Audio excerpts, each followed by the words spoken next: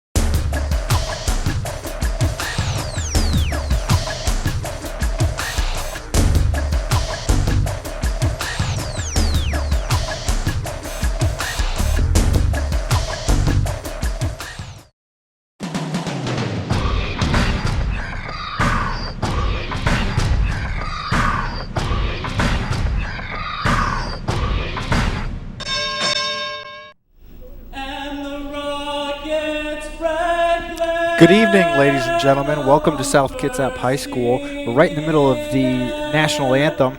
We're going to throw it down to the floor and then get started.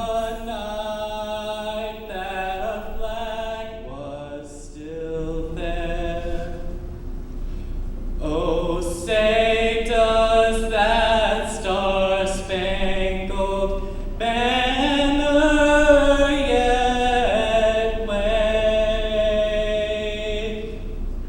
o'er the land of the free and the home of the brave?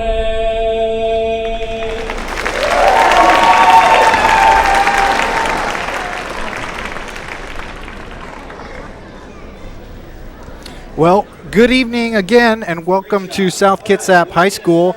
We've got an exciting wrestling evening here, the very first of our winter sports broadcasts from South Kitsap High School. South Kitsap taking on Central Kitsap. I am Ben Blankenship, video production para-educator and wrestling fanatic. And joining me in the booth tonight is South Kitsap senior Jake Stanley at 170 pounds, who's going to be giving us some color and some play-by-play. And I'm glad to have you in the booth, Jake. Thank you very much. Glad to be here. Yeah.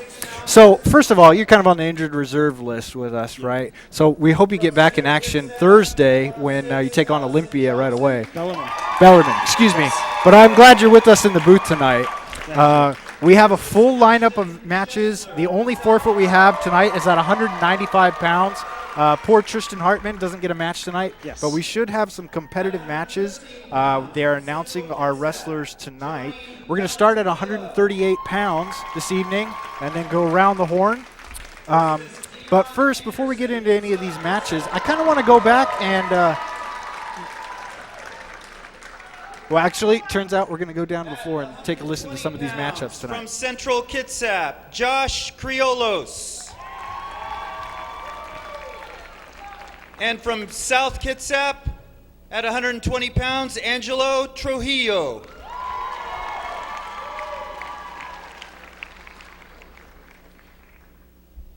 From Central Kitsap, at 126 pounds, Karsten Wheeler.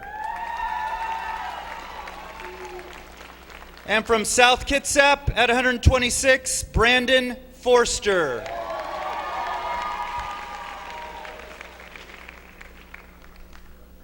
At 132 pounds, from Central Kitsap, Ryan Reinsberger.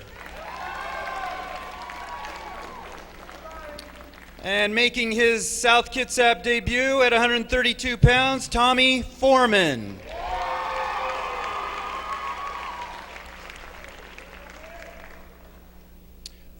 At 138 pounds, from Central Kitsap, Mike Smith.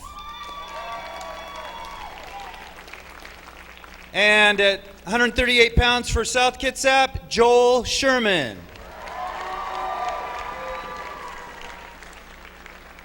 At 145 pounds from Central Kitsap, Adam Appleton.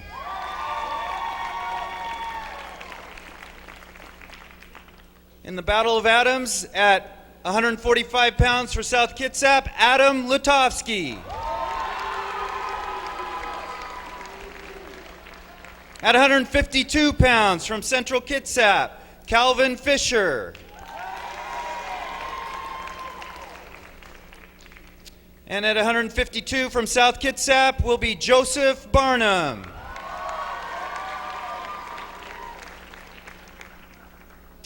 At 160 pounds from Central Kitsap, Seth Earl.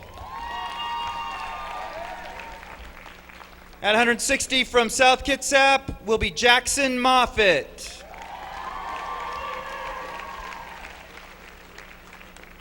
At 170 pounds from Central Kitsap, Kyle Strobel. Wrestling for the Wolves at 170 will be Ridge Gilbertson, South Kitsap.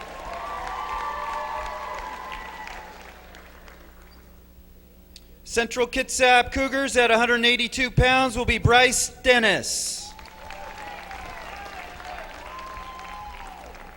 For South Kitsap at 182 pounds, Donald Furman.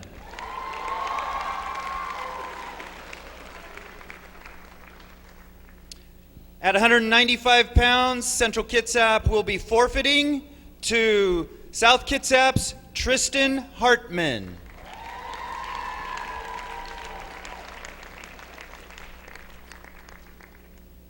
At 220 pounds, Central Kitsap, Eric Ledesma will be wrestling at 220 pounds from South Kitsap, Kyle Kennedy.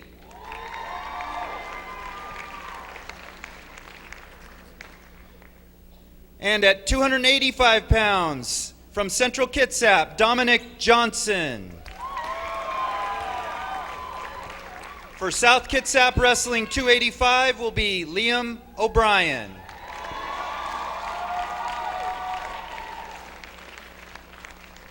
We will begin our matches at 138 pounds after the captains do their business. Okay, so looks like a full night of wrestling for us, but let's get back to that pin we were talking about just a second ago, Jake. The story of the season so far, a small number of dual meet matches for South Kitsap this year. I think they only have 6 matches against their Narrows League competitors, but a lot of tournament wrestling has already taken place, especially over the holiday break. Going out to the Hammerhead tournament, going out to the Pac Coast, as well as the Olympic Dream Duels. So getting a lot of wrestling in. Can you tell the folks at home how that wrestling has gone for South Kitsap so far? Very well. We've placed actually within the top 10 for every tournament that we've gone to, and we've only been out of the top 5 for one tournament, which was the Pac Coast, which actually really shows how your state team's going to be, because Pac Coast is so closely related to state with how our guys wrestle and how they'll shape up against other states, as in Idaho, Oregon, or California, which will show up to this. Quite a lot tournament. of high-level wrestling there, and I Yes. believe South Kitsap took 6th at that tournament, Yes, we did. correct?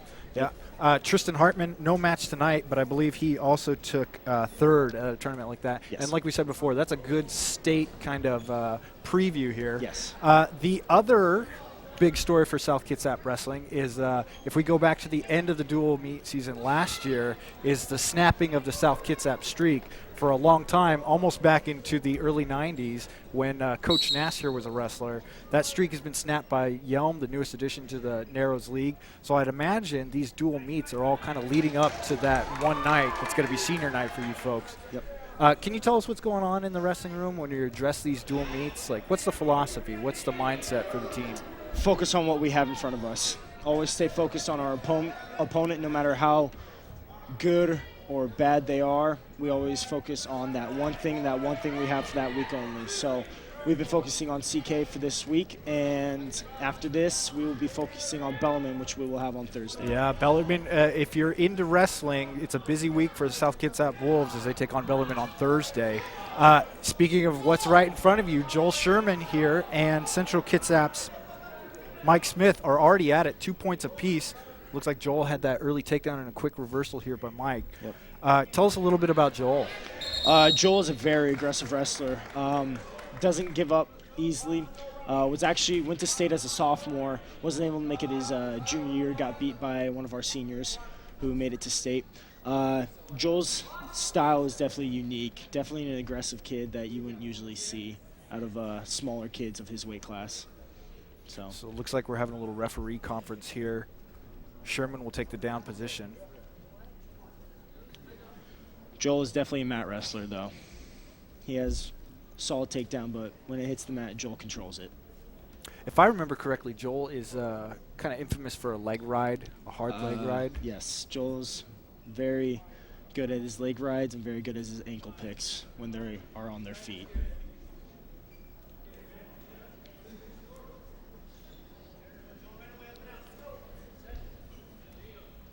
Referee's going to check our position. Mike Smith from Central Kitsap here is going to take this top position and see if he can hold on to Sherman. Looks like he can't, and that'll be a 1-point escape. Sherman dives in right away. And with a nice double leg, Beautiful. it looks like he's going to be able to take 2 points. No setup, just straight for it. Quickness of Joel. You know, it's an SK motto, and I'm sure in any wrestling room around the country, stand up, stand up. Yeah. It couldn't be simpler, but it's probably one of the hardest things to do as a wrestler with a good top control. Yep. Sherman already reversing the momentum here. with the escape and the takedown. 3 points in about 10 seconds. You know, I got a chance to talk with Coach Nass for the Wolves just a little bit yesterday during practice and ask him about what he thought about some of these matches. And this is one of them that he was most excited for. Smith being a talented wrestler, but kind of excited to see what would come out of one of his seniors who has had so much success in the past. Yep. CK is a dangerous team. We have been talking about them. They are a team we have been looking out for. You know, and that rivalry goes back for a long time. Yeah. Central Kitsap, no joke, sending quite a few wrestlers to state over the years. I'm not sure about a lot of their champions, but I know they place pretty high in their team scores when they get to the state tournament. Always something you have to prepare for. So it looks like Smith will get in on that single leg, but a little too late in the first period, and it will be Sherman ahead by 2 points here. We're going to see if he can go down and again stand up here for that 1 point escape. We got almost a full crowd here to show up for this Narrows League match. Smith trying to control that elbow, able to get Sherman back down to the mat. You know, in a position like this, what's the game plan? Should it be standing up right away, or is he trying to, Sherman, like feeling out his opponent here? You need to work to a base. So you need to slide his knee that's not caught between the guy's legs up and slide right back onto it, right, like Joel's attempting to do. And then from there, it's always stand up. Always get your 1 point, because that'll always put you ahead or get you closer. And with Joel, it'll put him ahead by 3, which is a good lead right now. Well, we see Sherman working towards his base, maybe checking that switch, and now going to the hand fight. He's got to break unlock those the hands. Apart. That'll be a 1 point escape. And it looks like Smith having to move to the single leg, sacrificing that back control. Joel needs to get the head pressure on the Wizard. Side.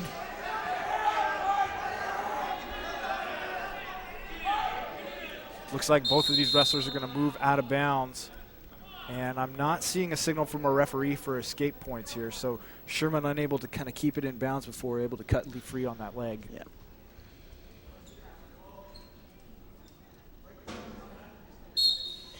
As always, we have 3 2-minute periods, which resulting in a tie could go into sudden death.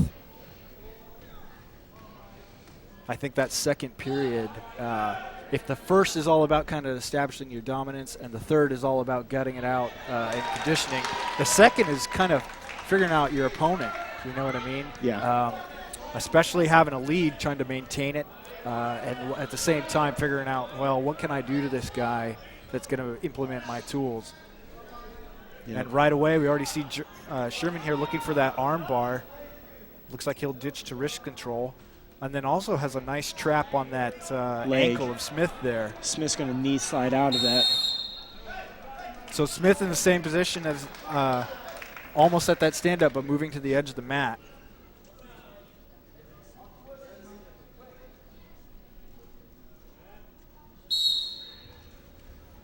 And with a little coaching from the sideline, it looks like Mike Smith is going to be able to stand up right away.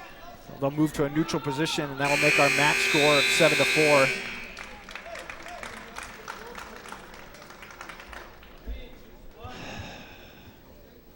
Smith will elect to take the down position, and like you said earlier, get that 1 point, see if he can't make it 3 with a takedown from the neutral. Yep.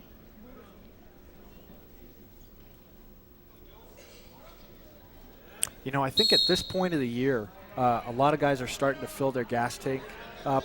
So when you get into this third point, you know, if you're serious about some of the goals that you set for your wrestling there, then third period shouldn't be too difficult. And what we're seeing with a lot of wrestlers now is that gas tank is just full. You know what I mean? Able to wrestle the whole time during practice. And always thinking of those goals when we're running stairs or whatever coach is having us do. Always thinking that you are a state champion, that you can beat anybody that comes onto this mat. And you know what I'd imagine for South Kitsap is having so much tournament experience early in the season, kind of over that winter break, that wrestling multiple matches in a day gets you set. So when you go out there for a dual meet where you only have one match in a night, you try to go 100% all the way to the wall for the whole time. Yep. That's our motto this year, is 110% until the end. Never giving up 3 points that they don't need. And it looks like Sherman here is going to start working that armbar position, perhaps an Auburn here. Trying to do a windshield wiper. Our referee taking a close look here at Smith's shoulders. No near fall point signaled for yet. But Joel needs to scoot back behind him if he doesn't want to get that reversal. I was just about to say that Smith is able to get his kind of a north-south position here. Snap down. You know, the biggest controlling point of strength is to control the hips. Sherman moving outside of that.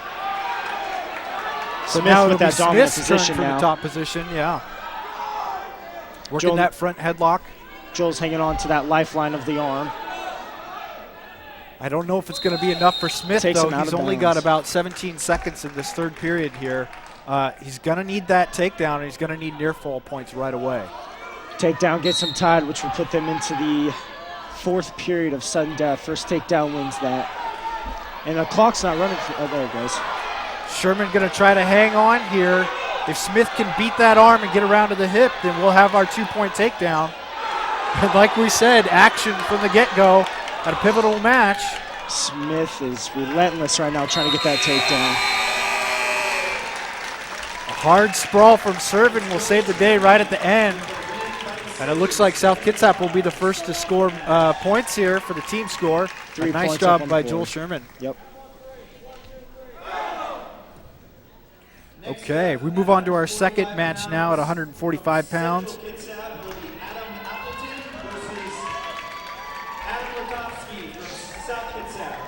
So, Adam Latovsky, big football player. No? No, never No. played football. Well, I take that back. I take it back. I know he's been on this team for a long time, Yes. though, correct? A senior. Can you tell us a little bit about Adam? Adam has always had that body type where he is long and he has muscle, and he's quick and very agile and flexible. He has that all-around perfect wrestler, An athletic. yeah, athletic just body where he just knows what he's doing and is quick on his feet. You know what I think is interesting is so much of wrestling is based on your body type and your weight. Just how to wrestle with your body and what you have. Right. Yep. A little later on, we're going to see the heavyweights. It's a big throw, pin or beat pin Yes. situation. A lot of our very smaller weights, guys, it's all about speed and technique. application of technique. Yes. But when you get into these middleweight categories, I think what's interesting is you see all kinds of different body types. You could have the long, lean wrestler. You have a really short, squat, strength kind of wrestler. And then also, what sort of techniques do you apply from kind of having an all-around wrestling game? You could honestly use anything you want. I don't know, Adam is definitely a leg rider, and he is always aiming for that wrist control or head pounding that he's always liked. He's just always open to new technique that he needs to be able to work on. Well, As you see, he throws in that leg ride right now he's already up 2 points here. with a beautiful sweep single. Looks like working that leg right and maybe perhaps trying to move to some sort of cradle. Pressure on the head, put a power half in. There he goes, right there.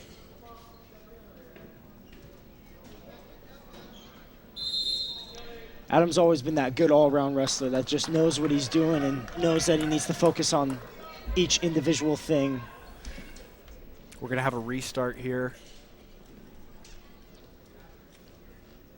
So we'll see if Appleton can move off this whistle. He sits out to the butt scoot position. We'll see Gets if he's his able hips to up. complete this switch, and he Reversal. does. Adam nice- did a good job trying to keep his hips up, but lost it after getting pulled down by the side. You know, that switch and re-switch is a valuable skill to learn. It looks like he's going to be able to move his hips out and go for the one-point escape. Adam with the elbow pass. And, you know, that's a nice misdirection there from Adam. Kind of moving right past him into the hip position, staying tight. But, you know, that was an impressive switch there from Appleton. Right off the whistle. Making sure that arm's pinned up against his body so Adam can't control it.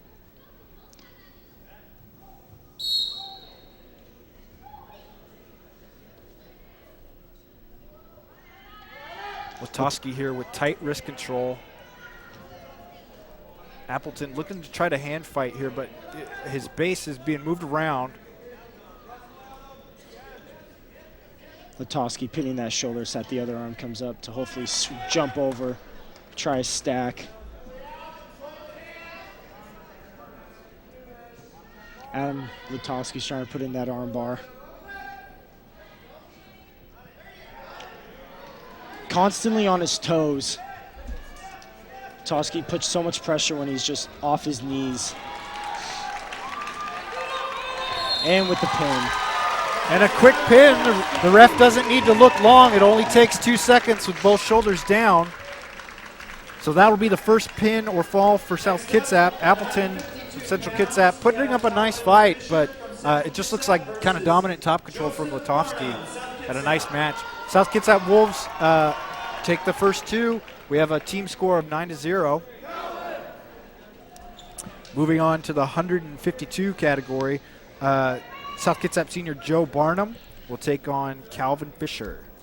Tell us a little bit about Joe. Joe is that dirty wrestler that every team has. Scrappy is the word I would Yes. use. Joe is always trying to find that one weakness that you have, and he will find it and use it against Exploit you. it. Calvin, I know, has been to the state tournament, and these two go back and forth on the mat, and it's a very good, exciting match. And with both of them definitely being scrappers, it'll be a good match. So fasten your seatbelts, folks. Here we go. Yep, Already we see a battle for head control here. just pounding heads back and forth. Yeah, that headgear coming in handy today.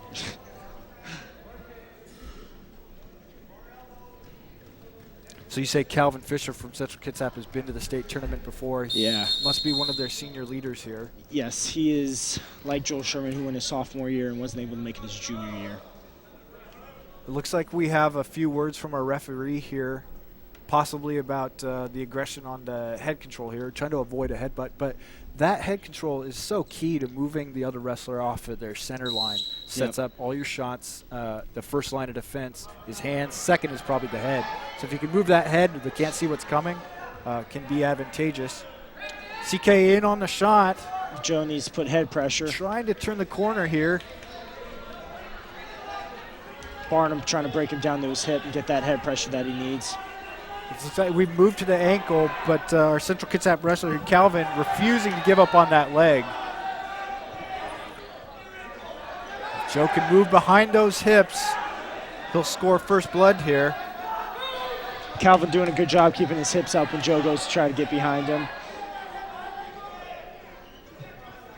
Also has that lifeline of Joe's leg, keeping Joe from scoring and getting that first points of the match. Close attention to our match here. I can already see Coach Nass up on the sideline trying to give him some encouragement or some coaching here.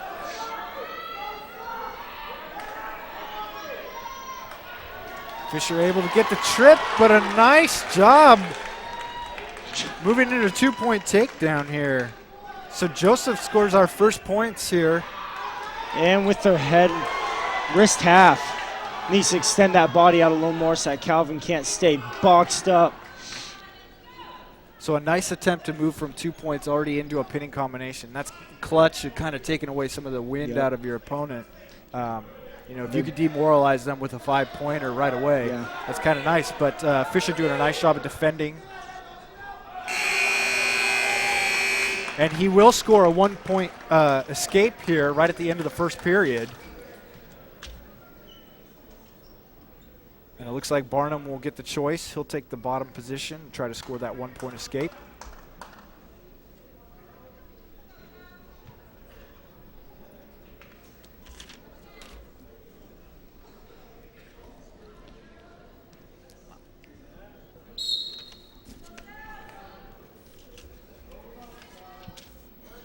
Fisher able to flatten Barnum out here. I see some tape on that wrist there, and he'll move to the wrist control position. Key, almost like if you were to think of a motorcycle throttle. If you could throttle that thing into the mat, you have a pretty good chance of keeping your man flattened out. Looks like he'll move to a spiral ride. Barnum unable to sit out or hip heist out of there. Yeah, Calvin taking the risk of putting his head over Joel's shoulder.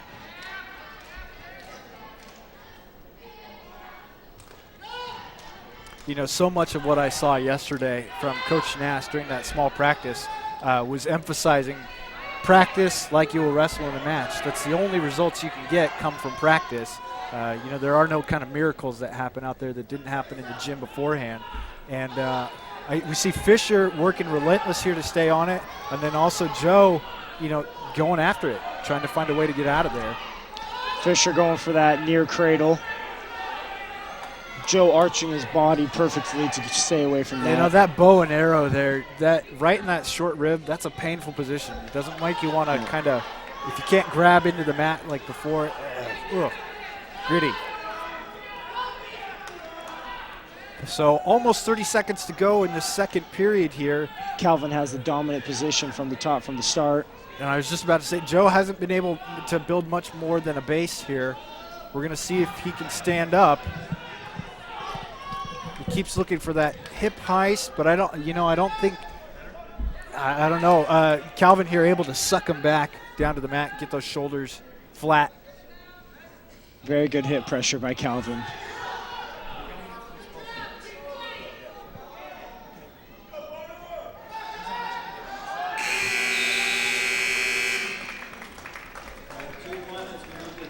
So our score remains unchanged. Fisher will have a chance here to put some points off the board from the bottom position. We'll see if Joe is able to hang on. So far, South Kitsap doing a nice job of being able to stand up. We haven't seen a lot of top control. They just move right into pinning combinations. So we'll see if he's able to repeat what Fisher was able to do in the second. Fisher already up to his feet. Joe losing his nice lock around the waist, able to move to the bottom. But I see Fisher here with good posts and already hand fighting, looking for that switch. Fisher going for the standing switch, which Joe is fighting hard, and Joe wins. Whoever turns that corner first and hardest is probably going to be the one who ends up on top. Joe trying for wrist control on top. The thing that Fisher is also doing a nice job from the bottom position here is tripoding up, getting his base up. Fisher with 1 point escape. His feet here. So we have a tie match with a minute to go. We'll see whose aggression pays off here. Sometimes when you get into a tied situation, you want to be the first to act. That hastiness can kind of cost you if you don't set up your shot. So we'll see what either wrestler is Joe going to do with the head here. pressure and the deep penetration. Needs to turn that corner. And there it is.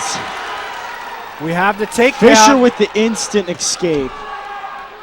Just that little knee tap's all you need sometimes to take that pressure off of your back. So the gym comes alive. Joe Barnum here with the 1 point lead and about 20 seconds to go. Trying to stay heavy on the top of that head, keep the Central Kitsap wrestler down. He's got to beat that hand, though, if he wants to continue to score some points here. Joe needs to get head pressure. He's going for his near ankle, though.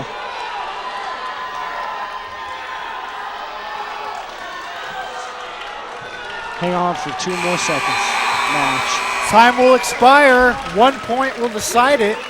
A nice gutsy performance from Calvin Fisher here to try to get that escape right off the takedown. Yeah. But it's going to be South Kitsap again. All it takes is 1 point. That's all you need. Next up at 160 pounds from Central. So far, a good night of action so far. South Kitsap already up. Jackson Moffitt. And now moving up to 160 pounds, Jackson Moffitt will take on Seth Earl from Central Kitsap. Jackson is a junior, correct? Yes. Tell us a little bit about Jackson. Jackson is actually our first string JV, who is right behind Ridge Gilbertson, but Ridge is taking over 170 weight This class. is kind of some rearrangement due to your injury, correct? Yes, this is to take over for me. Jackson is actually a very aggressive wrestler, but has phenomenal technique.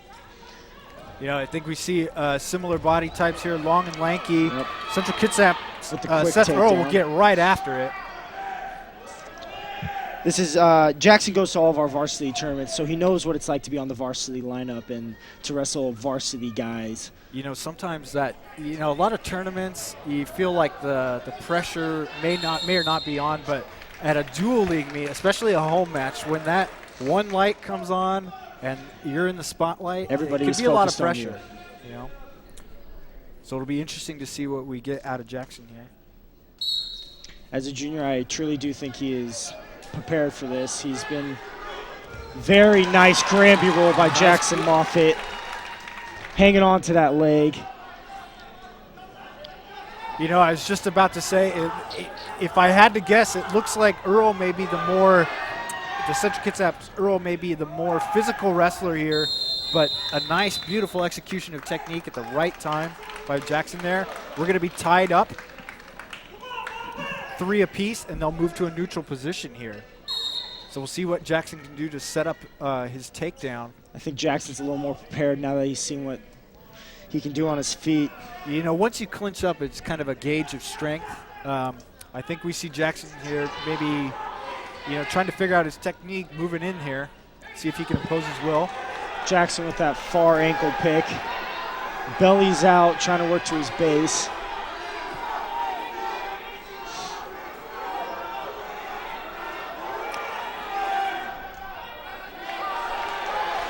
Earl with a hard cross face here, but it looks like Jackson will move back up to his feet, and both wrestlers will move out of bounds. Neither one refusing to give up here. Jackson with the point for Seth losing control. That puts SK ahead 4-3. Jackson with that hard head pressure, trying to establish dominance.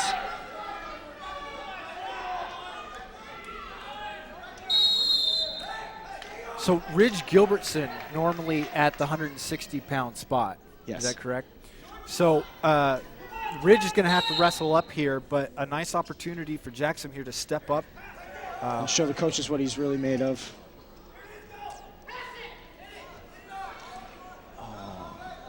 You know, and I think that's probably going to a nice performance here tonight from any wrestler is going to set them up so well for Thursday's match 2 days from now to take on Bellarmine, just going in with a lot of confidence. I'd imagine there's been some time, just a little bit away with school starting up again, Christmas break, some time with family. So it's good to get back out on the mat and build up that confidence right away. Move into the second period here. Central Kitsap will elect the bottom position.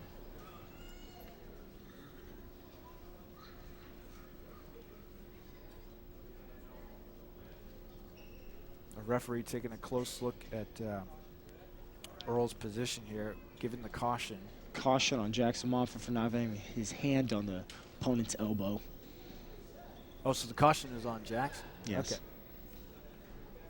Yeah, I'm with you. Red, South Kitsap. Caution on Green now for Seth not having his hands in front of the line. So we have double cautions. Danger, folks. Watch out. 3 cautions and your opponent gets a point.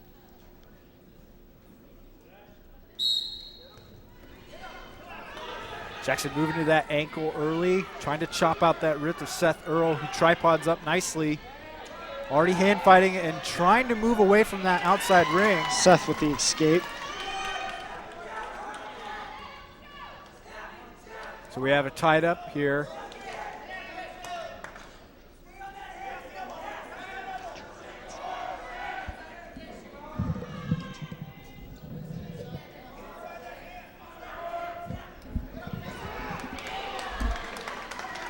And it'll be Earl with the takedown in the second.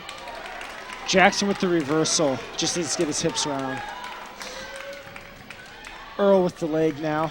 It looks like he'll attack those hips here. Trying to move to the bow and arrow, but it looks like Seth is already up. And they'll move to a stalemated position here. Both wrestlers slow to get up. So we've seen you know, real parallels between both wrestlers here. You know, aggression, control, moving back and forth. Like we said earlier, we promised a good night of wrestling, and we've had it so far.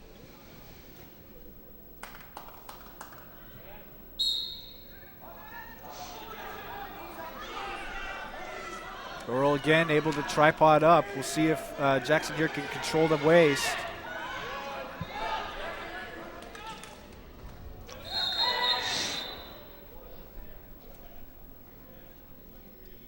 And it looks like we'll take a timeout. Technical violation. 1 point to CK.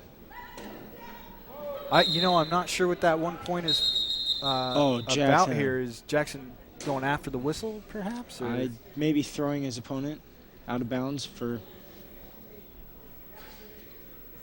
CK coach over Yeah, we're talking going to to the get ref. a clarification from the Central Kitsap coach.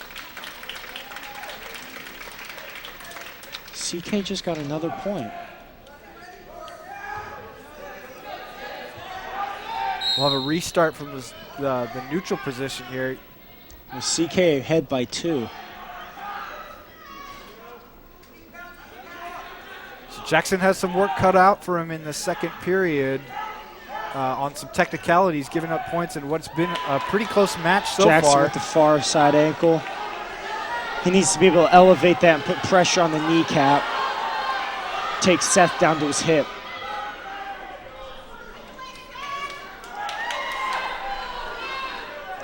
Jackson just reach up and grab his shoulder and dump Seth with a fireman's carry.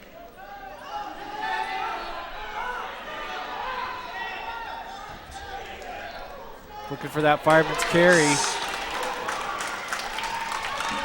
And it's going to be Earl, who is, just more off the action here, taking advantage.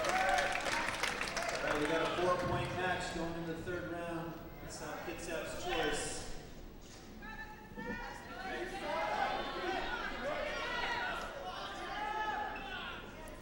Jackson with the pressure on him now. Moving into this third period, looking a little tired. We've seen a physical match so far, so I'd imagine both of these wrestlers are going to have their gas tank tested here. Jackson with the instant stand-up. No Already- hesitation. Already up, looking to free that hand and then turn the corner. Seth able to return him to the mat.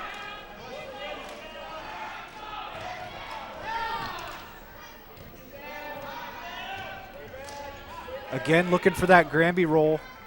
It looks like Seth Earl here has gotten wise to it and able to keep his hips back.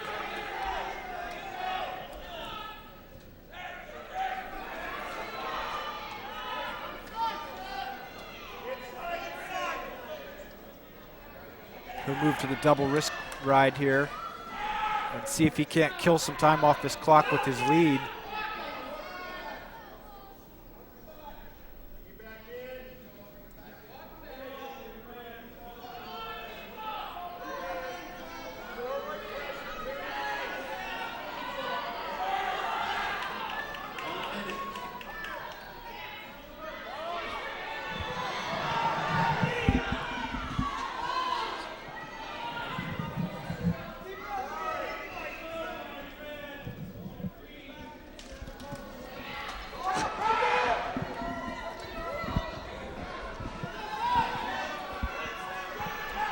Seth with that deep, looks like a wrist ride, and lets go of it. Jackson takes advantage of it. We'll see a little athletic effort here from our assistant referee trying to keep both of our wrestlers safe here.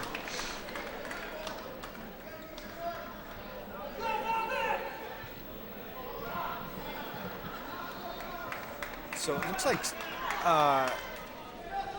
if I'm reading our scoreboard correctly, that Seth here has picked up an extra point off of a caution or a stalling warning, perhaps?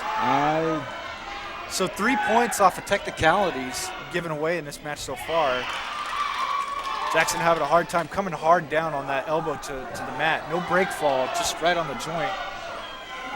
We'll see With if the wrist half. he can ride out this last 10 seconds here. Jackson not giving up, and saved by the bell. So that'll do it.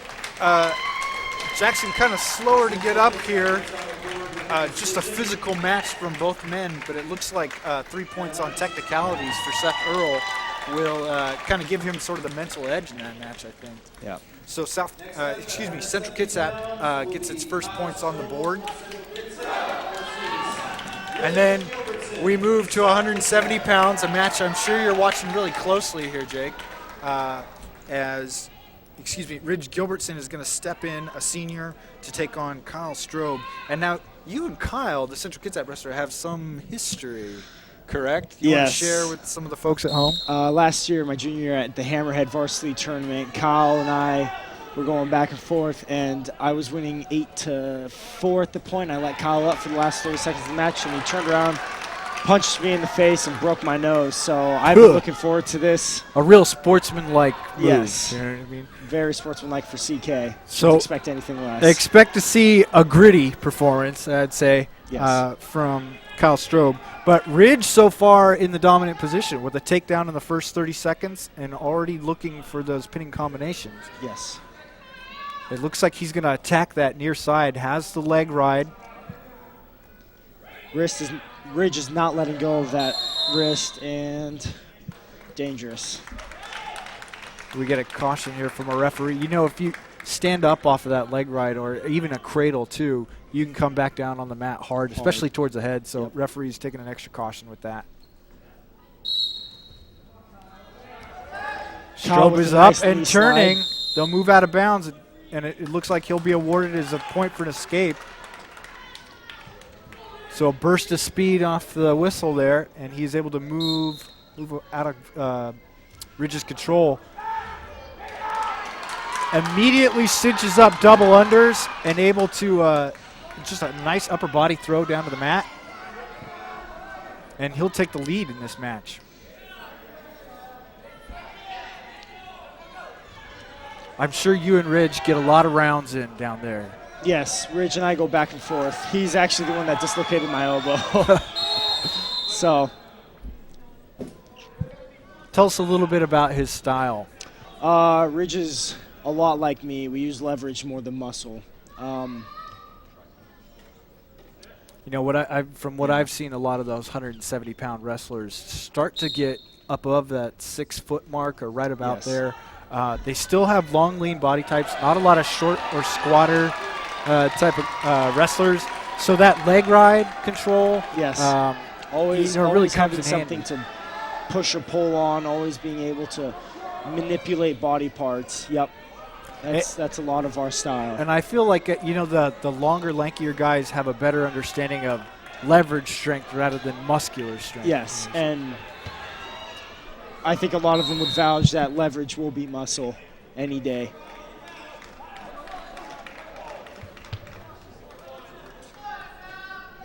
So Ridge in the lead here, 4 points to 3. We'll see if Strobe can have another quick stand up here. He'll try to move for the Granby. Ridge catches him. Ridge has him pinned down, working on the arm bar, it looks like, and the bell goes off. So a back and forth first period. South Kitsap. You know, it's only coming 2 out with a minutes long, 1-point but that lead. one felt like 5. Yeah. Feels a lot longer when you're out there, too.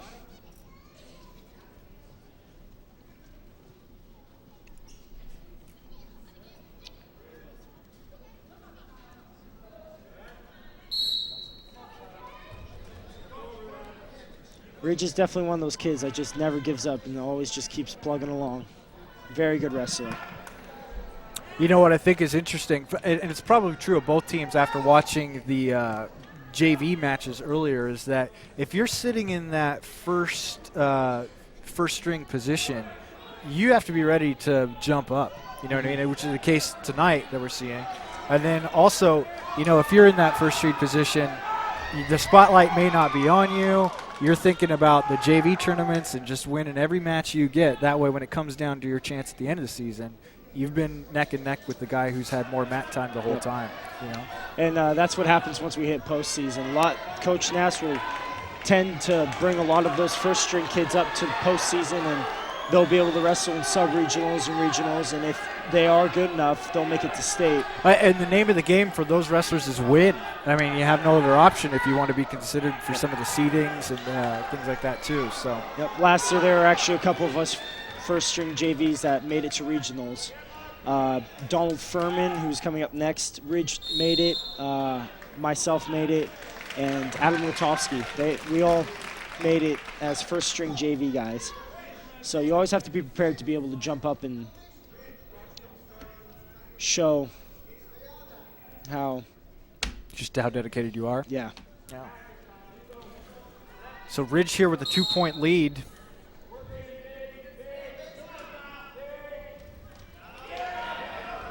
A failed shot attempt, but a nice reshot. Ridge standing him up, and Kyle Able to trying roll through, and it looks like Central Kitsap able to take the momentum and move into a leverage position. We'll get a signal for a 2-point takedown here. Ridge not moving that shoulder past that 45-degree mark, so we see no near count yet. Both wrestlers will move out of bounds.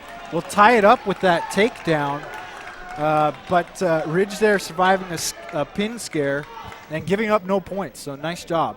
Sticking it out, tying up Kyle's legs, and just being tough on bottom. So much of that, after that takedown, in just an instant, can be a mental break for some people, and a nice job by Ridge there to stay in the game, even though the takedown didn't go his way.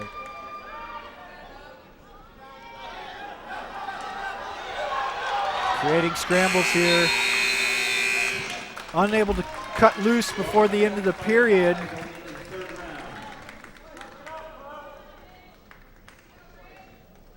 Another close and competitive match here.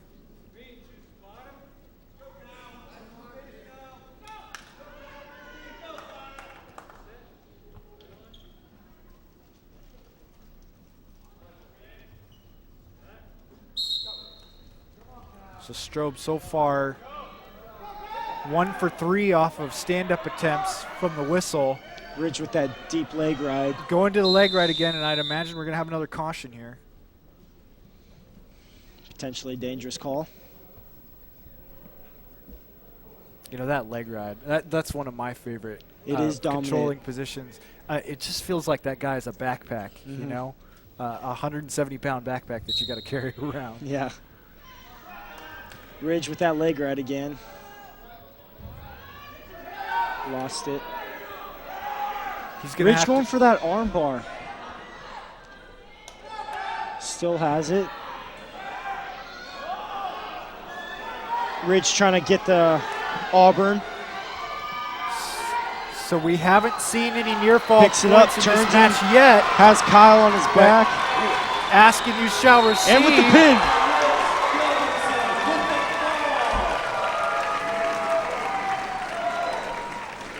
A gutsy effort by Gilbertson here right at the start of the third period. He'll pick up some extra points for the team score there. And Took advantage of Kyle choosing bottom and just sticking him out. And a sweet little bit of revenge there, perhaps, for our co-announcer here. Either way, competitive matches so far. It's been an exciting night of wrestling. We'll move on to 182 pounds. We get to see senior Donald Furman. Donald's one of my favorite wrestlers, and calling some of these matches over the past few years, I got to see him come up as a sophomore, and you know, like we were talking about earlier, is when you get the call to jump up to the varsity match, we've seen him go against some stiff competition in the past, just being outmatched, but giving it a gutsy performance. I've seen him hanging in there with some seniors before, and now getting a leadership spot as one of the kind of senior captains, leader guys. We'll see how he's going to fare against Central Kitsap's Bryce Dennis. Yep. Like you said, Donald's always been one of those kids that has been able to jump up to the varsity spot and just fulfill what the coaches need. And Donald's always been in that hard weight class. Donald's never had an easy match or a break. So it's always good to know that you have that guy that's able to jump up and do what he needs to do. You know, and for my money, I've never seen a soft 185, 182-pound wrestler. They tend to come in pretty ripped. Donald being perhaps a little undersized for the weight class, but you know, it's not about size of the dog in the fight. It's about the size of the fight and the dog. We'll see what happens here. Dennis scoring the first blood in this match. He goes to a leg ride, and it looks like he's going to start attacking with a hard crossface here. Donald has a hold of Dennis's leg, trying to bring that around to the front so that Donald may be able He's to going to get that have to reversal build a base first if anything's going to come from it. It's going to be hard building that base with that leg ride Dennis has got in. And Donald's able to pull it forward. Can he tripod up on that here? base.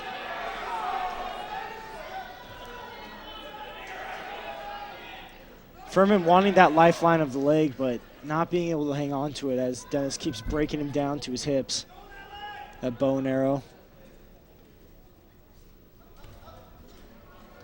Dennis trying everything here. Donald staying tough on bottom. Good first round.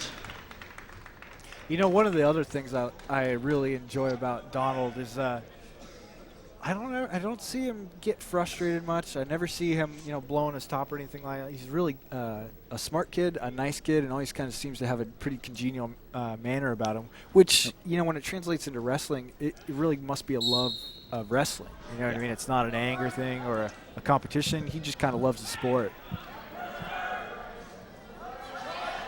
Always talk about how you have to be crazy to do the sport because you get nothing out of it. You have to cut so much weight and do so much work, and all you get out of it is to say that you went to a state tournament, you were a state champion, and that's all you need.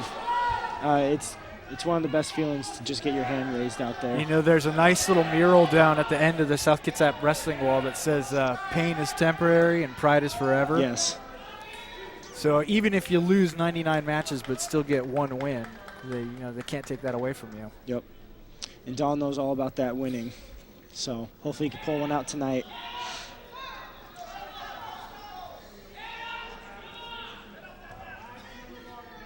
Dennis with the smothering top control here.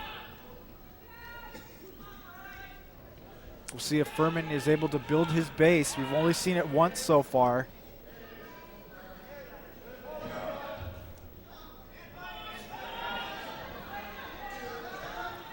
Dennis perhaps looking for that far side cradle. It looks like he'll give that up. But he'll stick with the leg ride here.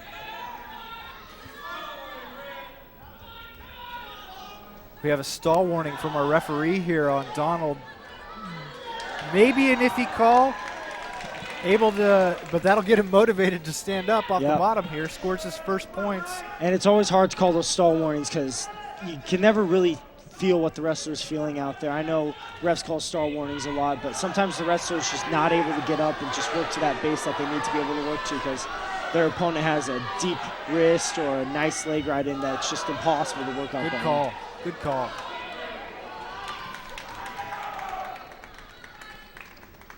So it looks like Dennis, from what I've seen here, is he's just able to control that center line a bit more, moving more angular, getting it inside on Donald and kind of just taking away some of his options here. Dennis is looking a little tired as we go into the third round.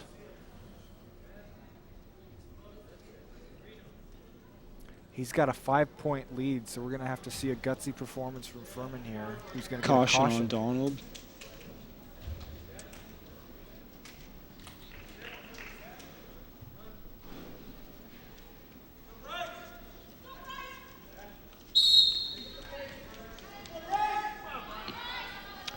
Dennis with that instant arm chop on Donald takes him straight to his stomach.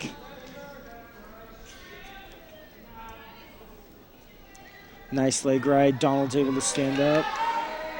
Dennis is going to have to move to the single here if he can't control the hip, and it looks like Furman's going to be able to get away. If he can cut hands, he'll Furman get with his the 1-point escape. They move out of bounds, and it looks like we've seen a fired up Donald here with 1 minute and 30 seconds to go. He's going to need that takedown, and I'd imagine right into the pinning combination if he's going to want to get ahead here. Dennis just looking to stall a little bit, but gets the 2-point takedown. A nice sprawl, and then hips are moving right away. Yep, always on his feet, doesn't break down to his knees when Donald shoots in. Has that leg pinched.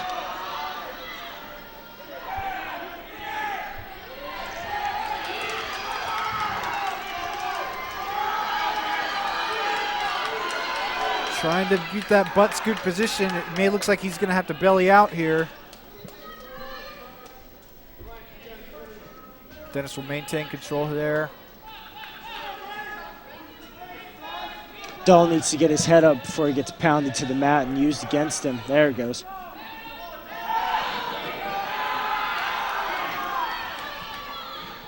Looks as if Donald's just trying to control that hand and just get it out of his box so he can stand up.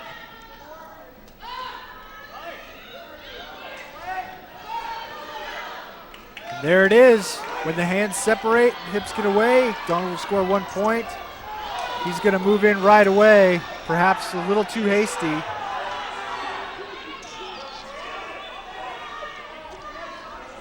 Ref calling that a takedown.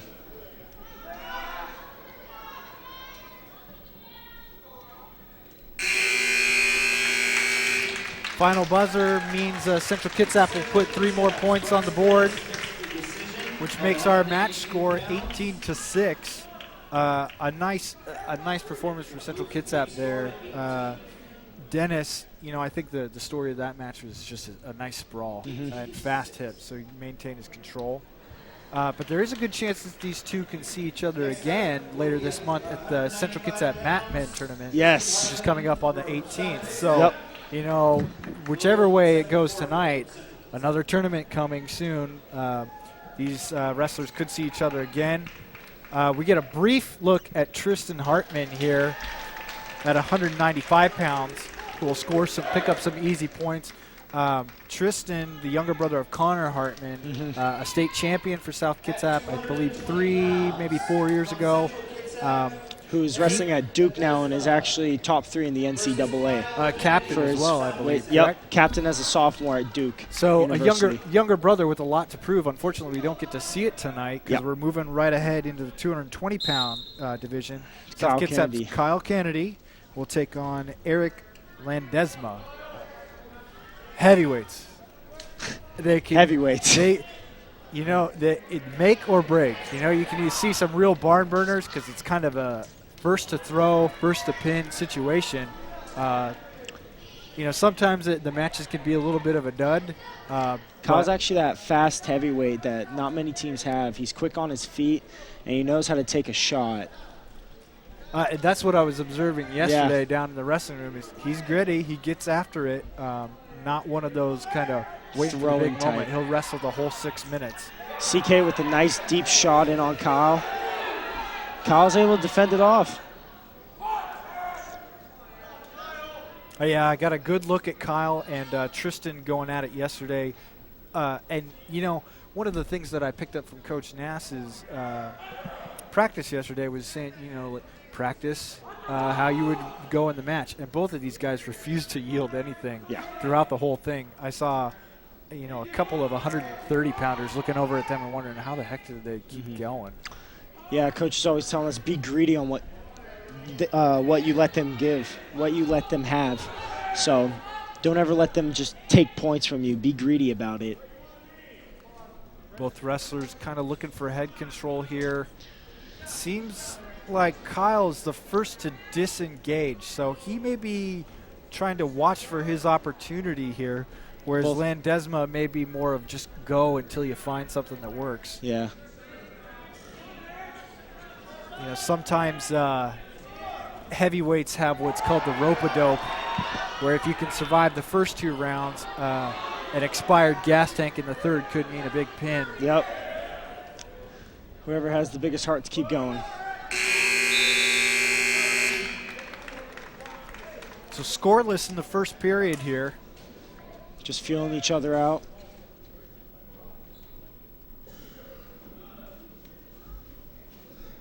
Blood time maybe on Kyle's back. Yep, we have blood time.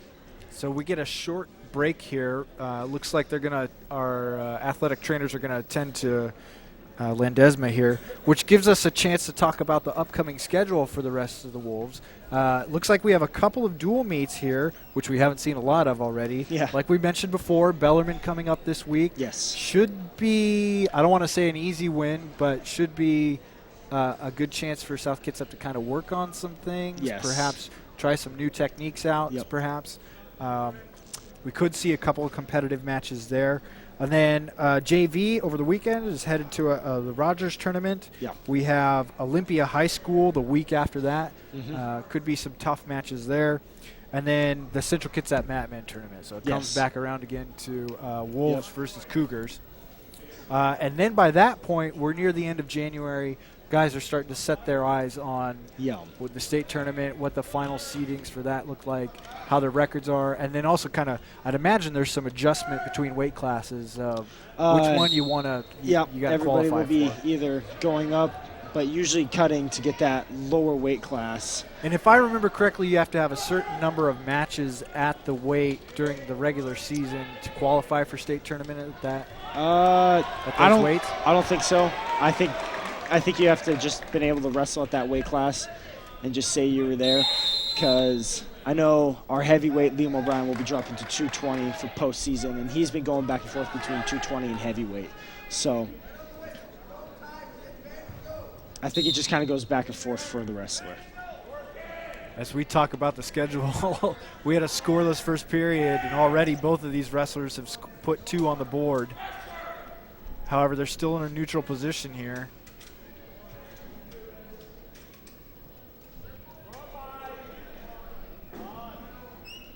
Both of them looking for that inside control, that head control, perhaps the snap down. You know, what I think we've seen technique-wise from Central Kitsap is a nice sprawl. We've seen a lot of wrestlers from Central Kitsap who've been able to sprawl effectively and turn the corner with their hips.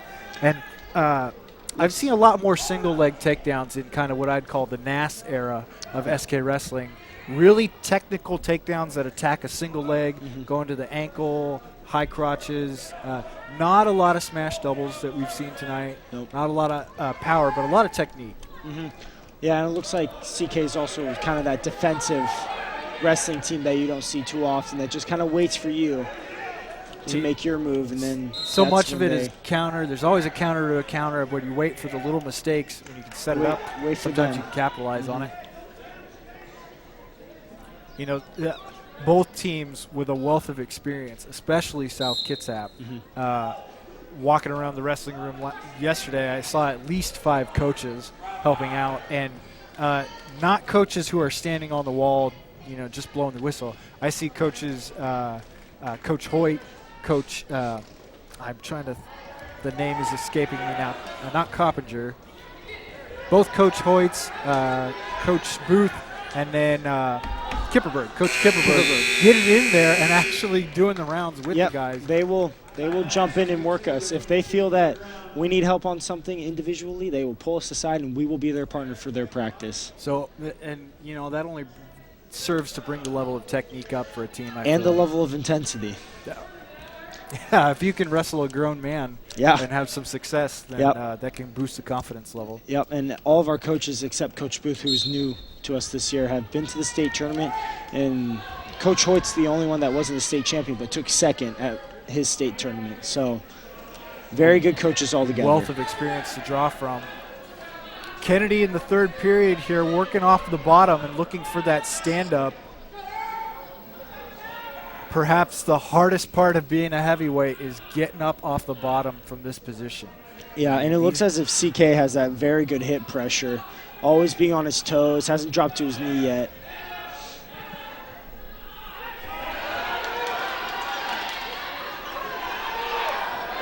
CK with that deep half. We see Landesma here perhaps starting, you know, looking to turn that hip over, but this aggression may be the start of a turnaround. Looking at the team score, it may be just too far away for Central Kitsap to catch up with the remaining amount of matches we have. Yep. So we're going to see the Central Kitsap sideline get fired up here in just a second. I Yeah. imagine.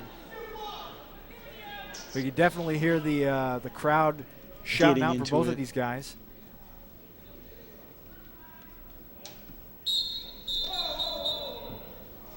Kyle has a little false start there. Can you really fault him, though? Can you really? Always ready to jump off that whistle. Who can explode first? Who can get that first move in? Green has a caution now. A very technical referee we have tonight on trying to pick up on the finer things. You see Kyle able to get those hips out. Now if he can break the hands away, Kyle with he the will. escape. 1 minute left, Kyle, with the 1-point lead. A nice defensive edge from Ledesma in on another single. Gets the reshot and 2 points. Kyle bellies out to avoid giving up those near fall points here. He's got 30 seconds to stand up. Head pressure. CK has that head pressure on Kyle. Trying to keep his head down so he can't build to his base. Tying his arms up. Whatever he can do from taking away that far post underneath the chest there. Kyle almost up. 10 seconds remaining here. There he is with that head pressure again, making sure Kyle just can't get to that base. Power half. Time will expire on our heavyweight match here, which is going to see Central Kitsap put some points on the board here, which makes our team score 24-9. That was fun. That was fun. That was could have been either way for both of these guys. And definitely went back and forth. I'd imagine both of these guys are probably going to see again and just yeah. So we'll see how that goes.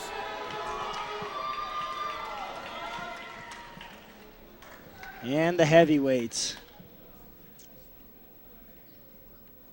Liam and O'Brien taking on Dominic Johnson of Central Kitsap. Dominic, a huge guy, looking like very I'd probably tall. Put him at about 260, maybe 270 there. Liam has a little bit of that weight disadvantage. Yeah, and only weighing in about 225. Try and go for that elbow pass. You know, we mentioned the rope-a-dope earlier. That's a Muhammad Ali thing. But I think Liam here reminds me more of like a heavyweight Mike Tyson. Yeah. Short, squat. Going to have to be fast and aggressive if you want to get inside. Liam keep trying for that elbow pass. You know, we saw Ledesma in the last match get some nice penetration on his single leg shots. But typically, you know, with a lot of heavyweight wrestlers, it's decided in the upper body. A lot of more throws, positioning. We see Liam going for the head, like a hip toss there, head control. If Liam can just commit to that duck under elbow pass, he might be able just to get behind Kyle and throw. Get behind Dominic and be able to throw him. Both wrestlers very aggressive on the head. Liam seems to have control of that left arm. Liam with that single leg trying to pick it up. Getting into a squat position. Our referee looking very carefully at the out of bounds situation here. Oh, will we Liam. see points? Doesn't look like it. Both wrestlers back up on their feet as Liam does not get his feet into bounds to be able to get that 2-point takedown. Crucial. And the South Kitsap crowd kind of letting you know how they feel about it. So it's going to be South Kitsap's Liam O'Brien with the first sign of aggression here. You know, no points scored, but the first kind of mental tick up. Yeah, you see Liam was trying to get around the corner so he couldn't feel the weight of Dominic coming down onto him.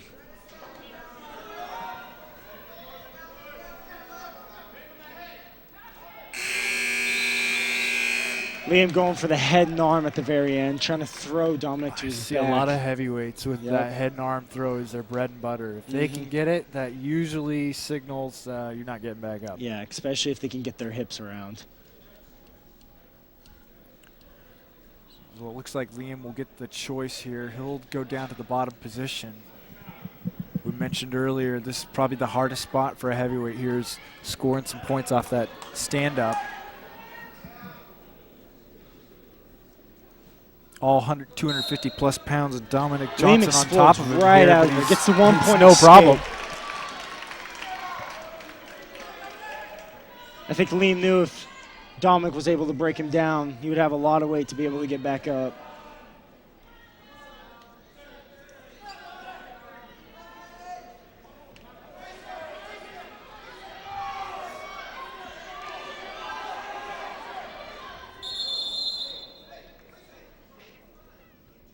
Coach Nass coaching Liam as they go out of bounds really fast. And Tell it him to keep in looks good like position. looks like from what I see, you're telling him to get that hard whizzer. Mhm. You know what I mean? Lots of pressure on the shoulder, and continue to pummel. You know what I mean? Just keep circling and pummeling, which lots of heavies do to feel each other up. You know, what's going to help, or what has helped Liam so far, is that head position of his. He keeps on center line pretty well. If that head dips down, you know, below the chest, chin area here, he could be in trouble. Doing a nice job of maintaining posture and that kind of staggered stance there that, you know, has a lot of structure to it. Yep. It might help also that Liam's just a little shorter than Dominic to where he can get his head up and under.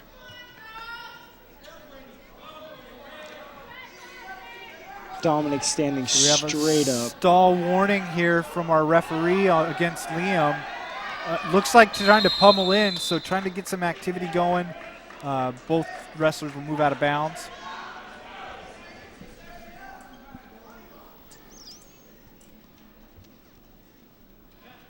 Some harsh instructions coming from the Central Kitsap sideline here for Dominic. Liam with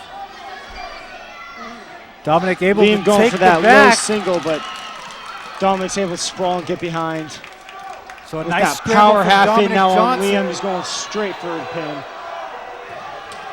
Right into what looks like a painful half Nelson here. He's going to have to let go of it. Going straight to a cradle. Puts Liam on his shoulders. The referee trying to get a close look at this cradle.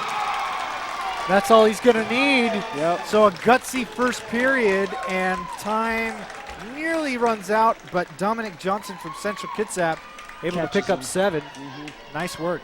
A gutsy performance from Liam O'Brien, though. Yeah, You know what I being mean? able to jump all the way up to 285 and being able to wrestle these guys. Yeah, I definitely see a lot of potential for him if he's able to move down, but, you know, the schedule sometimes is what it is. So we get to see quite a bit of heavyweight action. We round the corner as we move to 106 pounds here with a male-female matchup. South Kitsap's Allison Johnson taking on Ashton Schlescher. Tell us a little bit about Ashton. He's the only freshman on the varsity squad, correct? Yes, and he's got that funk to his style that no one can really explain or tell him how to wrestle. He just That's a good way to explain that. just I like kind the of funk. knows. The magic, perhaps? Yeah, and I remember watching him in Pee Wee's when I coached. I remember watching Ashton in Pee Wee's as he came up through the Pee Wee levels and just dominant in everything he did. Well, right off the whistle, moving in on that ankle. We mentioned earlier, heavyweight is a kill or be killed upper body throw sort of situation, but that deep at these half lightweights, Yeah. speed and technique, and we've seen both from Schlescher here. And like I said, he's just got that funk that no one can really explain, and if it works, it works, and it works for him real well. Putting a lot of pressure on that arm of Johnson here. Trying to post that arm out. We're going to see if she can avoid those near fall points. And it looks like we have what may be an inverted guillotine here from Schlescher. Chesler looked like he lifted up on her neck a little bit.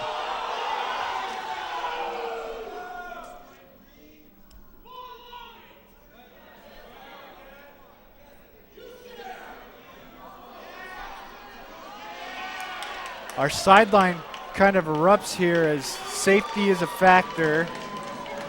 And we want to keep things nice and sportsmanlike. Our athletic staff and the Central Kitsap staff taking a close look at Johnson here. We'll see if she's able to continue. But, you know, anytime it gets around the throat in that cross-face position, that looked like kind of an inverted kind of guillotine here. The neck, the back, safety first. Safety first. Looks like he arched her neck up just a little too much. We saw her tapping the mat out as if to say, I'm done. Something's wrong.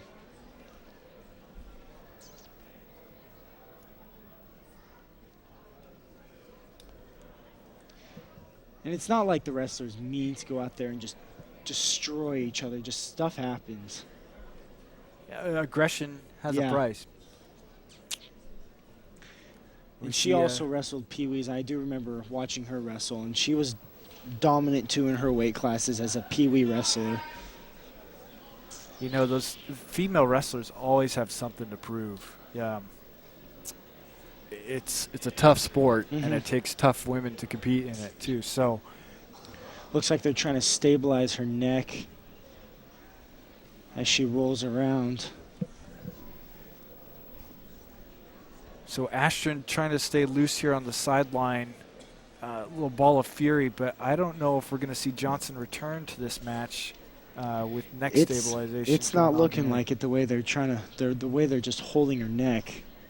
I took the medical class here, and that doesn't look good. Just the way they're just stabilizing her neck, making sure she doesn't move.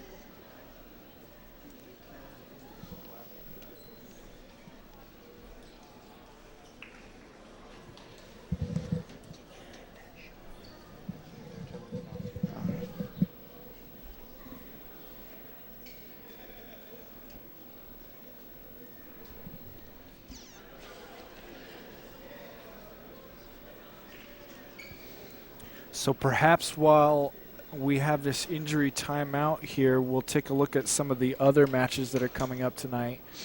Perhaps some other wrestlers that we want to see. Lifting her up slowly. Well, maybe not. It looks like we have some movement down there. Definitely trying to stand her up, just make sure that she can maybe get off the mat.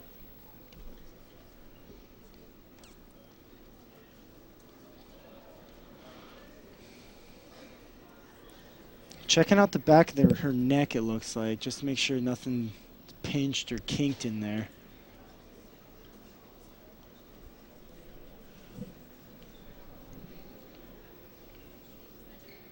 We still have 4 more matches tonight. But I think this is going to be the end of our 106-pound match here. We'll get the call real soon to see if Johnson will continue.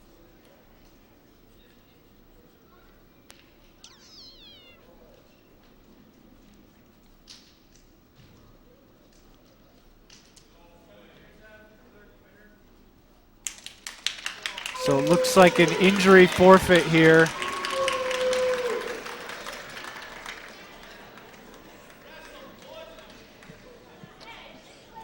Probably not what Schlesser wanted, but I can imagine on some level our coaches, our South Kitsap coaches, while concerned for safety, are excited about a young wrestler who has a lot of intensity to him. Yeah.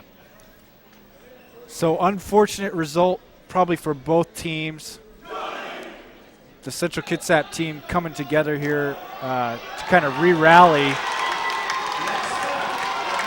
And what do you know, folks?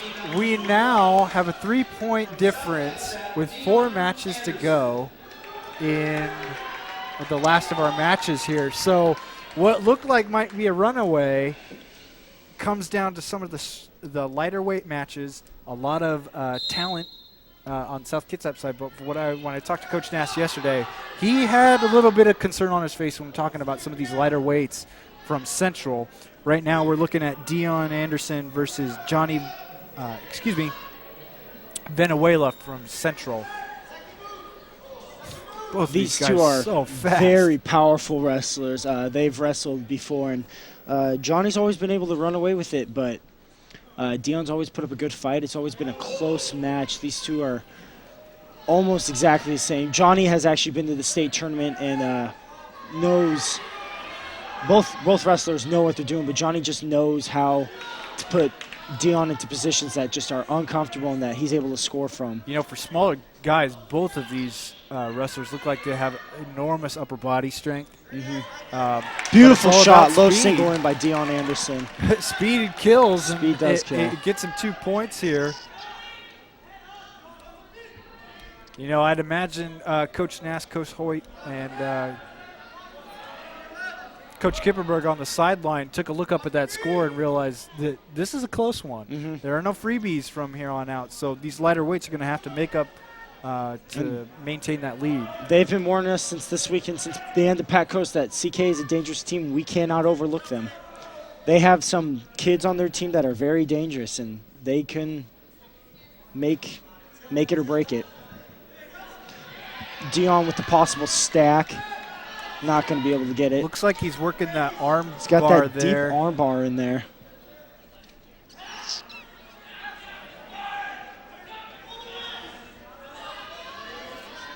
Looking for wrist control.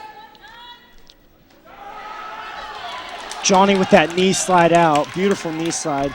Dion took his hips up off of him for just a second. Johnny took advantage of it with that knee slide. So 2-1 at the start of the second period. As expected, Johnny's going to take the bottom position here. Dion. Or excuse me, Dion.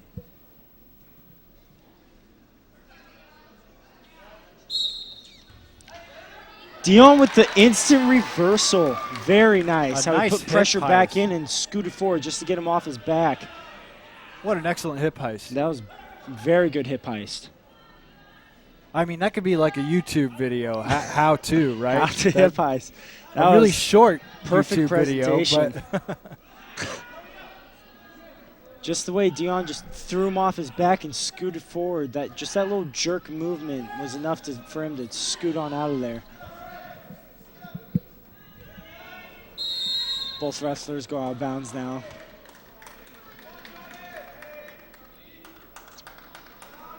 These lighter weight classes are always full of excitement. They always quick-paced and know what they're doing.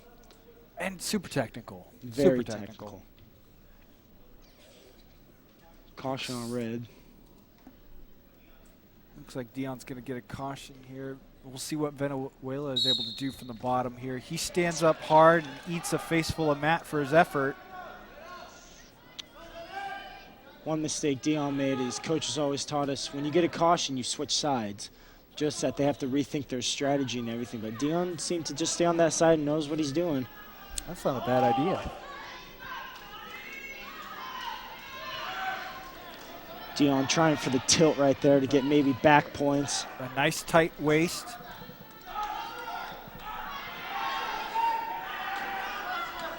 Looking Johnny to chop maybe that able elbow. with the It looks like reversal. Venezuela will be able to turn, but Works Johnny his stays base. with him. Excuse me, Dion stays with John.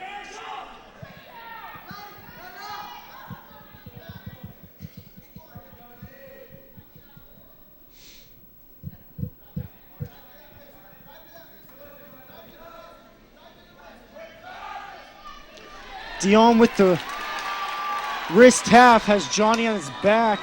Just going to switch sides, put the other. With the first pin, near fall Dion points of this Anderson. match turned into Very a pin. good. That's the first time Dion's beaten Johnny. Johnny's always been able to run away with it. Good wrestling by both wrestlers. Very quick match. That was exciting. That was very exciting. You know, I'm sure these two are going to see each other again, like we mentioned They in will. CK in a few weeks. But Yep, and with Johnny, that state placing that he had last year is definitely going to be aiming for Dion this year. and you know what I imagine is exciting is Dion, only being a sophomore, can only improve from there. And what it looks like for such a physical upper body guy at a lightweight, we'll see him jump up a few weight classes in the next few years and be possibly doing some damage.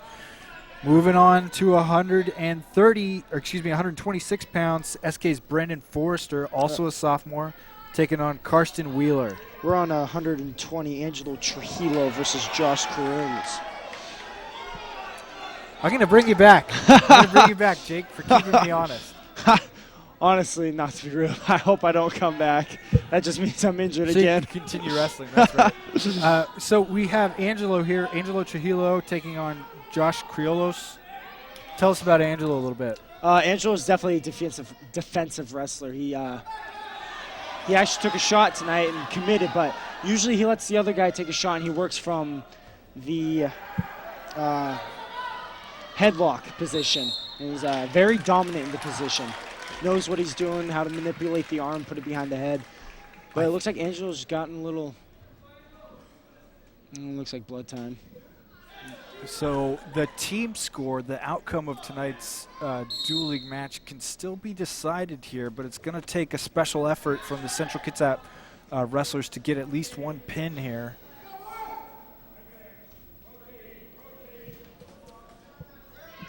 Dion with that dominant head control. Yeah, I mean, excuse me, Angelo. It seems like Criollo, the Central Kitsap wrestler, Josh Criollo here is, senses that urgency. He's the one who's pushing the pace here. Like you mentioned, Trujillo being a defensive wrestler, but we've seen a lot of aggression from Central Kitsap here. Both wrestlers just fighting for that dominant position. Trujillo looks like he got stuck a little bit. Looking for that far side leg. Nice submarine Looks by like CK. both men may stall out here. Trujillo just trying to hang on, maybe get that stalemate call. Ref counting it out. Trujillo with the 2-point takedown.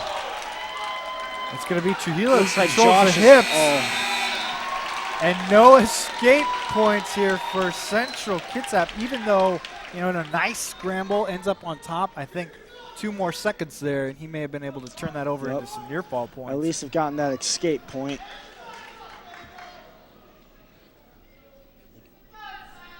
So Abel up 2-0 here. See if he can hang on.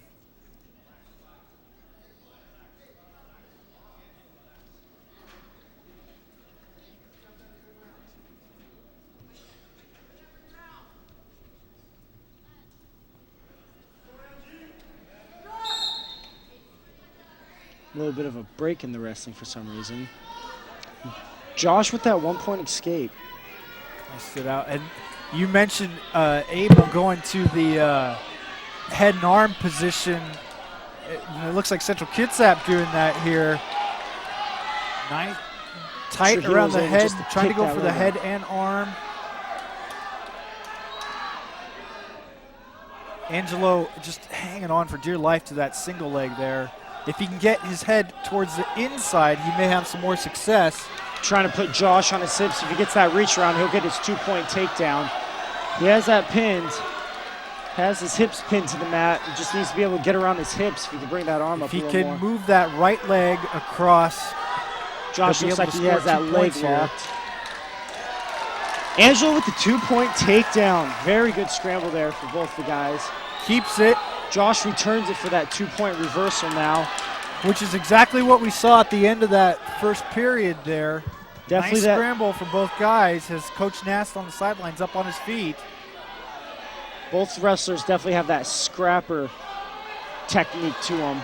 Yeah, and what I've seen from Central Kitsap, Josh here, is tight crossface. He is making Angelo work for that single the whole time. Angelo with the 2-point reversal. Sorry. And they go out of bounds with Angelo with a 3-point lead. Definitely one of those matches that it's going back and forth, and you got to pay close attention to what's going on. Yeah. But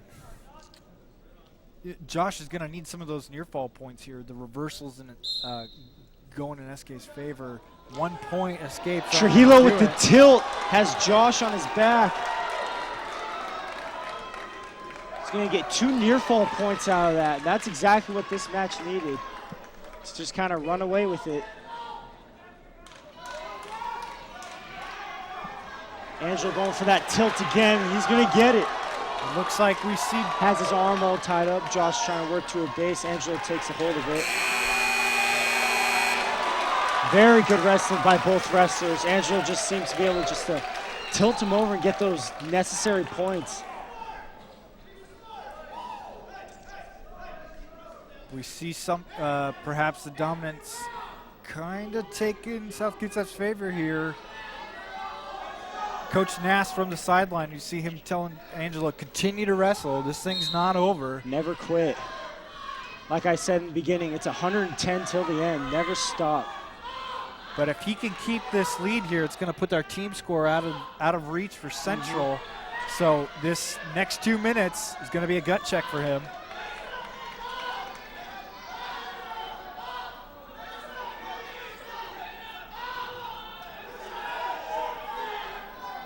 You see the South Kitsap sideline screaming at Angelo here to stand up. Probably, he looks like he's having some success building the base, but not tripoding. If he can pop those hips up, he may have some success.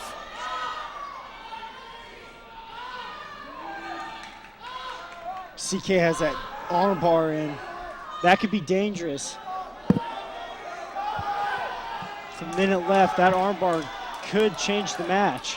The other thing you folks at home can't see here is Brendan Forrester on the sideline getting pumped up here and also keeping a close eye on this match.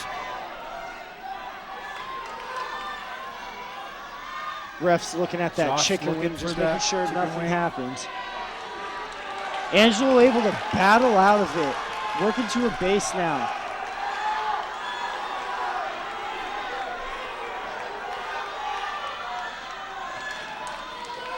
"30 seconds left in the match." I think we're going to see a potential stalling call here for our referee taking a close look. Maybe not necessarily stalling, just battling out. We've had some, I don't want to say questionable, but just haven't had a lot of clarification on some of the calls from our referee tonight. But With that deep armbar now again. Has that pin behind Angelo's back. time will expire. Brings the South Kitsap Wolves wrestling team to their feet, and that will cinch it all up as far as the team score. That's very exciting for a sophomore to get a big win like that and take that team score up to a for sure win. You know, what's fun about wrestling is so much of it is individual effort, but You have that team backing you up. it's still a team sport, you know. It's your effort contributes to something greater. We head to our last match here, last but not least, at 126 pounds, Brendan Forrester versus Carson Wheeler. Second to last match. We still have Tommy. I'm wrong again. Or Jake, you're 132. coming back. You're coming back. We'll have you wrestle and then get back up here, okay? I can do that maybe. Brandon, one of those kids I've been excited to see get out on Brandon the mat, is too. a very, very good wrestler. Lots of success at Cedar Heights Junior High from what I've Yes. seen. Went Also, to Nationals, Reno World, and also Fargo Nationals. what's also kind of interesting is from watching yesterday and talking to some of the coaches, as excited as they are to see Brandon Forrester wrestle, they're also excited to see Tommy Foreman. I saw both of these guys going back and forth yesterday. Tommy Foreman, a new addition from the Peninsula District, I Yes. believe. Kind He of a hasn't wrestled in transfer. actually a year and a half, so it was good to see him out on the mat and just see his dominance that he just shows. Didn't wrestle for a year and a half. He has huh? not wrestled for a year and a half, and he has shown absolute dominance in our mat room. So we'll see him in the next match here. Looks like Brendan in control, trying to beat the hips here. Getting that 2-point takedown.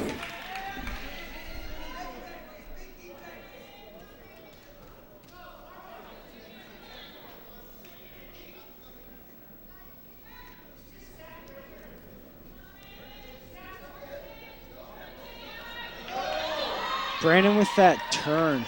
Wheeler trying to beat those legs, ends up getting flipped over, and with that trapped arm underneath, I don't know if he's going to be able to called roll out through. bounds. Looks like he will.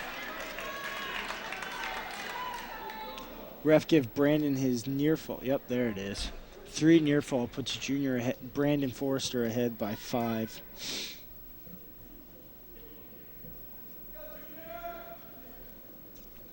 Brandon's just one of those wrestlers that's just dominant in every position. You know, and that's the name of the game. No matter what technique you use, no matter what gifts you have as an athlete, the name of the game is beat the other guy mentally, and the rest will all follow. Yep. So a dominance here early with near fall points at the end of the last skirmish there, and what it looks like again will be near fall points for Brendan. You know, that sets a good tone. 3 near fall points.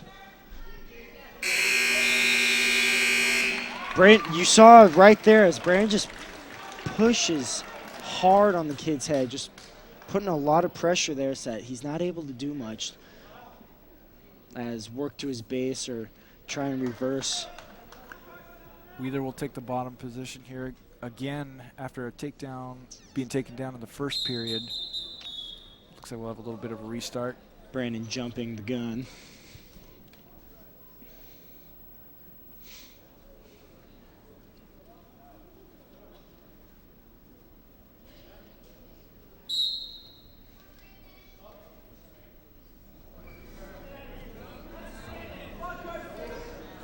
So if I'm doing my math right, and with the correction from my co-announcer here that there are 2 matches left, CK still has a chance. It's going to take 2 pins to do it, and I think Brendan Forrester knows that and is going to make sure that doesn't happen.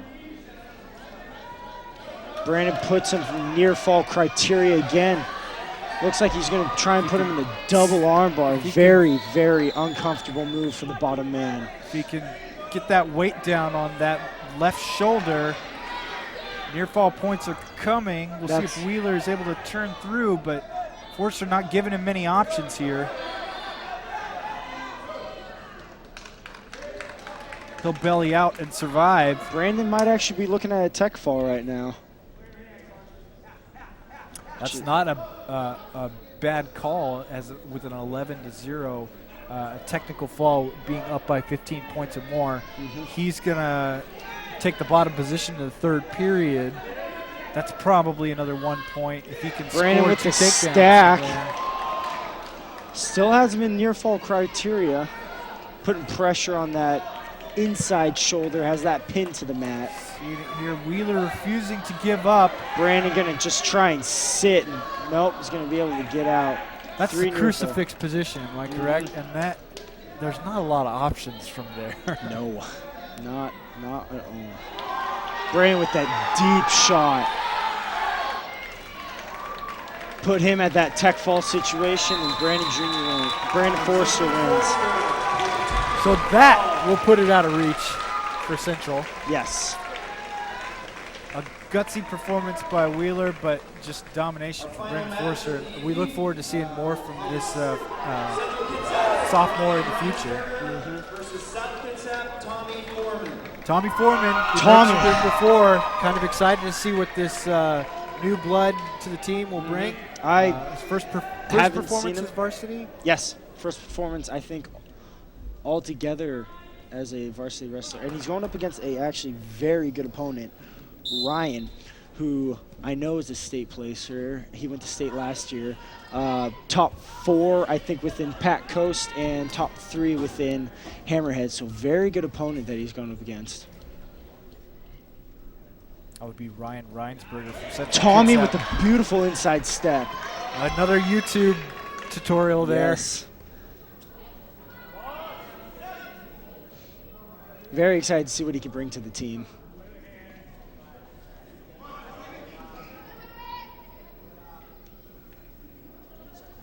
CK's Ryan Reinsberger trying to build up that base here.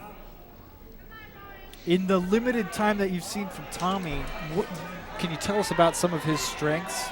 I mean, obviously we saw speed. We saw some nice technique there with that inside trip.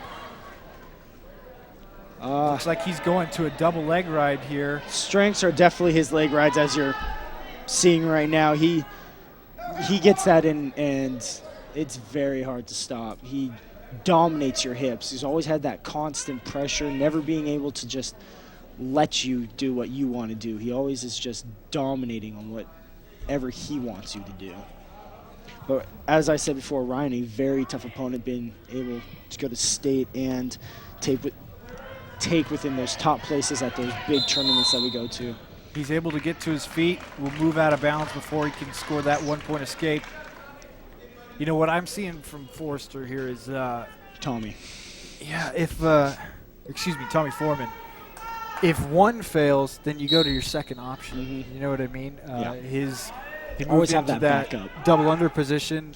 It wasn't able to turn the corner. There's an inside trip. You know what I mean? If my leg ride isn't working, well, then I'll move to this arm bar here. And So I know he's fluid a very with his experienced technique. wrestler.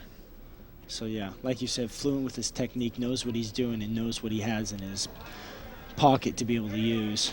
Reinsberger is going to be able to escape here. keeping his underhook and trying to attempt for that double leg. Tommy, both of them with the whizzer in. Tommy with the throw. Time runs out. Reinsberg getting his first taste of success, being able to stand up. It's 2-1, but I think what we've seen from Tommy is just a little bit faster off of the scrambles. As you saw at the end of that round, they both had that shoulder pressure, which is crucial. Time ran out right there. Got a single leg and what looks to be there he goes again to ride his here. leg Reinsberg ride. already broken down. Tommy with that power half, trying to get near fall criteria.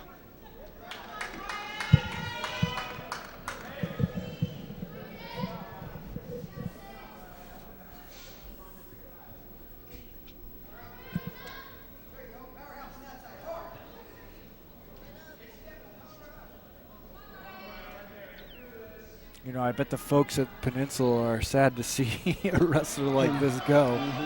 You know, in Peninsula in their own right, similar to CK, South Kitsap, an excellent wrestling program. Yep.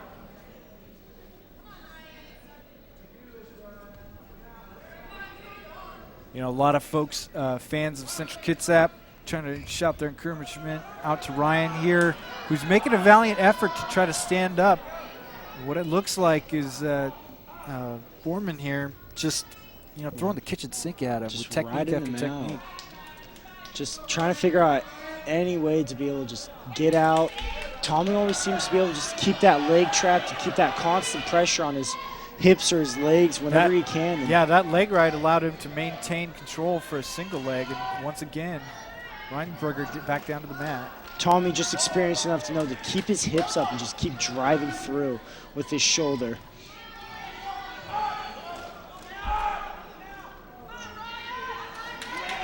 Tommy with that quick ankle pick. Very impressive.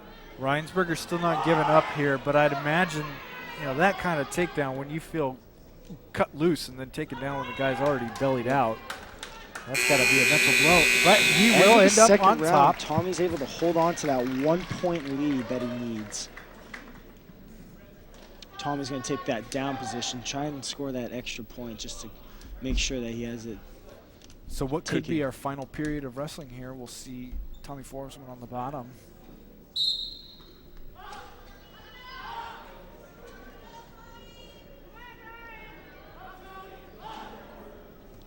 Ryan looking for that far side cradle. Has it locked, actually. Tommy, oh, there it is. Tommy able to kick out of it, putting him back into it. Like I said, Ryan is a state competitor, so he knows what he's doing. Tommy knows just to belly out and keep fighting through it. Reinsberger refusing to let go of that near Tommy side with the cradle. reversal, put Ryan on his back.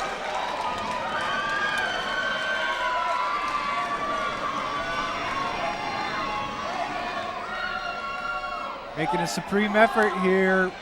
We see our referee trying to get a close look at it. Tommy able to put him back over. You know, and there's the pin, the final pin of the day. I was going to say a similar pin to what we saw from Schlesser earlier with that head and neck control. No injuries this time. It results in a pin. An impressive performance from Tommy Forsman, which makes our final score 44-21. A minute remaining. It's been a fun night of wrestling. What I think was going to be some competitive matches came out in SK's favor. In the end, we saw quite a few of the talented sophomore and freshman wrestlers for the Wolves who are going to be, you know, superstars, I think, in the future. Yes, a little disappointing that we didn't get to see Tristan Hartman tonight. We saw some gutsy performances from Central Kitsap. But we hope you enjoyed watching. We'll have more wrestling in the future. We'll be bringing you the highly anticipated Yelm matchup later this month. Senior night Yelm matchup that we've always has been in the back of our mind, just waiting for it. Yeah. waiting for that comeback. Well, there's still some more wrestling to do, and if you want to catch the Wolves in action, you can see them versus Bellarmine in a few short days. You can also catch them versus Olympia, and then also at the CK Matman tournament, which would be on the 18th. Later in January, it's a busy month for you guys in January. The SK Invitational, and then Yelp later this month. Yes. So if you need your wrestling fix, stop by South Kitsap High School or stay tuned to SKTV, Wave Channel 205. If you're joining us on the internet from your laptop at home, you can always find us here. We'll have more basketball, sporting events, as well as the talent show later on. We'd like to thank our video crew, our students here who have brought it all together. It's been a fun night of wrestling. I've been Glenn Blankenship. Jake, we appreciate you having it, and we hope you have some success with that elbow healing up and wrestling later on, but you're always welcome back. Thank you very much. Thank you for having me. From South Kitsap High School, thanks for watching, and have a good night.